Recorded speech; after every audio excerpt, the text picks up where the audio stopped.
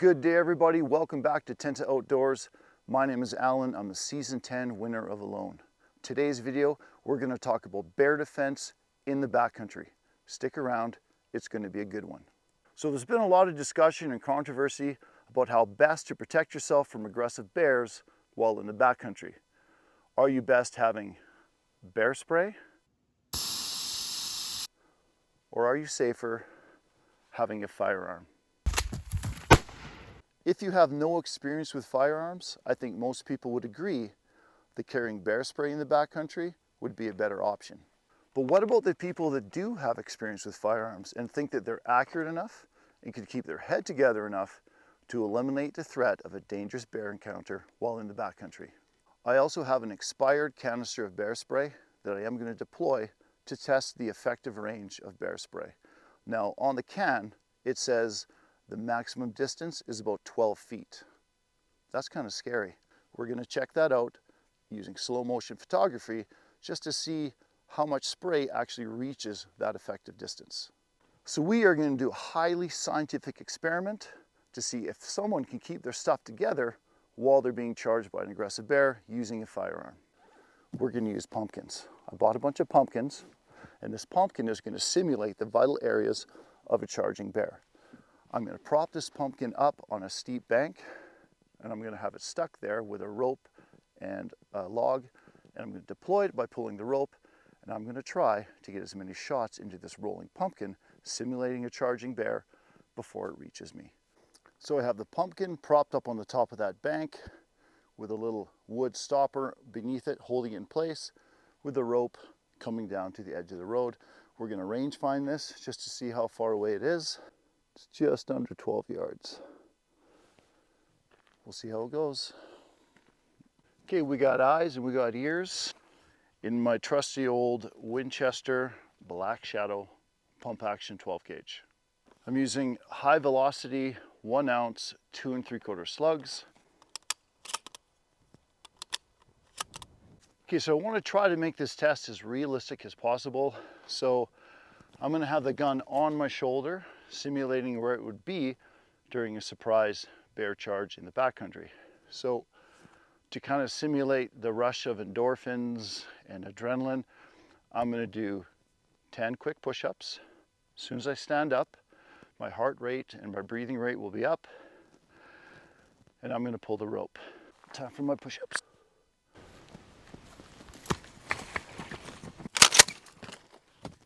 So you'll see that I didn't even have a chance to get one off. We're going to try that again.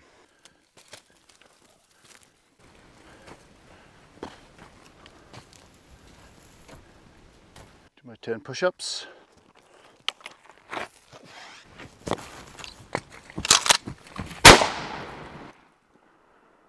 I was able to get a shot off at about 5 yards, and I hit the pumpkin pretty much bang on. Let's check it out.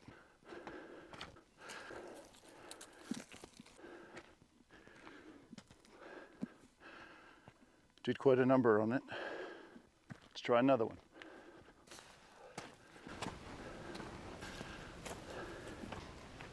Let's do it again.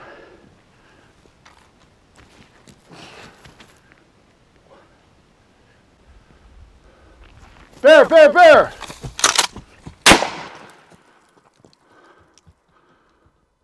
Clean miss on that one. Bear, bear, bear!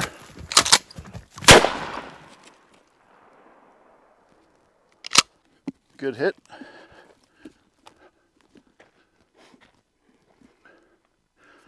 Maybe I'll make pumpkin pie out of these when I get home.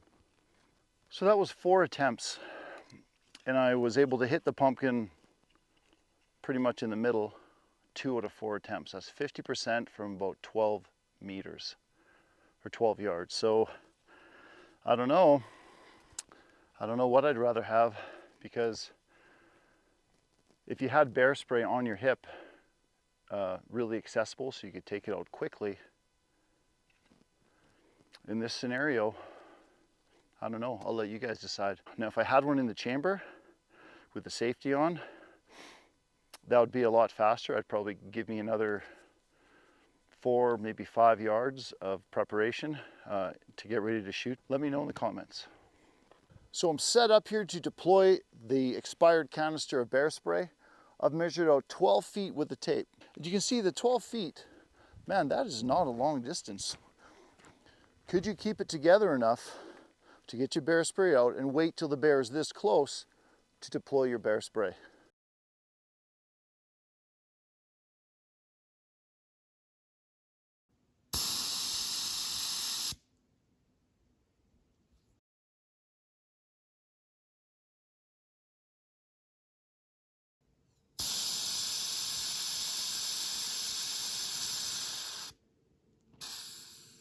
And that's it.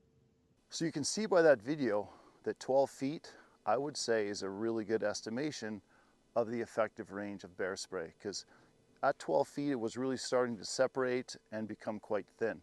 Folks, I understand that this test was done in pretty extreme circumstances, like at 12 yards, and that pumpkin was moving pretty quickly. And it's very non-scientific, of course, but I was just having a bit of fun just to see if you could actually hit something moving towards you that quickly with a firearm, without one in the chamber, when it's on your shoulder, in a relatively surprising attack.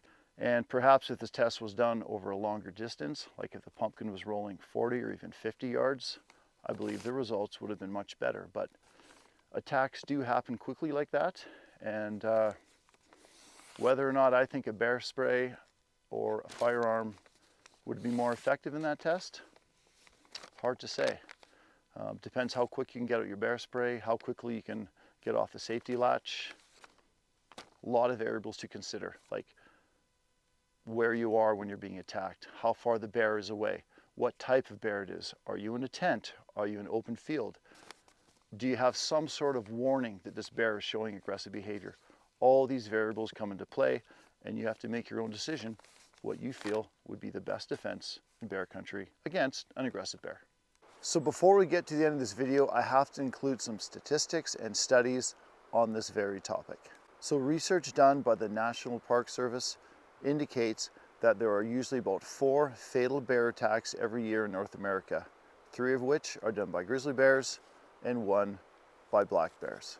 Confrontations with black bears are more common than with grizzly bears, but more people are severely injured or killed by grizzly bears. So Smith in 2008 analyzed 83 bear spray incidents where obviously bear spray was used trying to deter the bear attack. And it proved to be 90% effective in stopping the bear's undesirable behavior. So statistically, bear spray is more effective at stopping a bear's aggressive behavior than firearms. So Smith also did a study in 2012 analyzing bear attacks and firearms from a span, I think it was from 1883 to 2009. And he's got a whole bunch of facts and statistics involved in how firearms were used in each of those attacks and how effective they were in stopping bear attacks. So check that out if you want more information. Smith, 2012. Folks, thank you so much for sticking around to the end of the video. My name's Alan, this is Tenta Outdoors. If you enjoy the videos, please consider liking, subscribing, and sharing my videos. Until then, we'll see you next time.